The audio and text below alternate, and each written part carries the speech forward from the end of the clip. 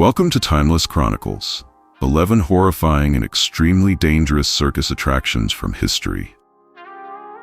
Voyeurs gathered to gawk at freak show performers. Freak show attractions have inspired TV and movies, artwork, and of course Halloween costumes, all in the vein of being fearful of what our eyes are not used to beholding. Deformed fetuses and other oddities were displayed in jars, while the freak show provided audiences with living, breathing humans to gawk at. The oddities display offered jarred specimens of human fetuses, often with other examples of deformities and congenital disorders. Human zoos highlighted cultural differences in horrifying ways. While many circus attractions throughout history are simply creepy by today's standards, the human zoo takes that to a new level. The human zoo is much like it sounds. Humans put on display for entertainment. In the circus context, this attraction often included African individuals or indigenous people, caged and put on display like animals. This dehumanizing practice is a disturbing reminder of the attitudes and norms of the early 20th century. Human cannonballs rocketed themselves 100 feet through the air. An act built on trade secrets, the human cannonball is much like it sounds.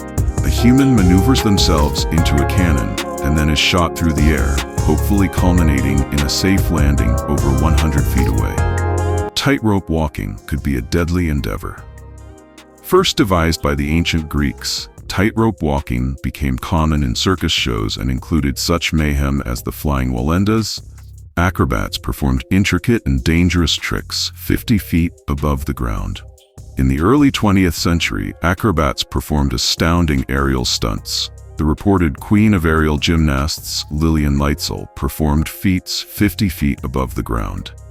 Trapeze artists could still die even if the net caught their fall. Circus goers thrilled to watch trapeze artists shoot through the air with the mere hope of hitting their target, whether the next trapeze bar or the outstretched hands of their partner. While these acts were often equipped with nets below the performers, even this safety precaution was known to cause horrific injuries if the performer did not land in the net properly. Knife throwers hurled knives at targets fastened to a spinning wheel of death. An old-fashioned circus knife thrower does exactly that. Throws knives, either at targets surrounding a stationary person or on the more common and far creepier wheel of death, a spinning wheel with a target girl affixed to it. Divers would leap over 100 feet into shallow pools of water. Circus performers often entertained crowds with acrobatic and impressive dives into standard pools of water. However, like the progression with many facets of entertainment, the desire for shock and awe grew, and the interest level in diving waned.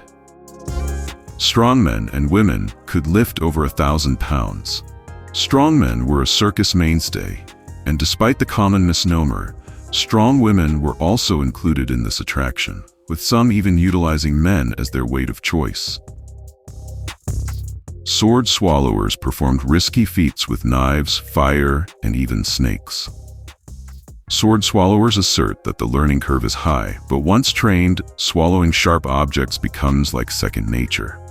While sword swallowing is a horrifyingly dangerous act that takes great control over human anatomy, some might take comfort in the fact that although death-defying, at least swords are predictable and inanimate.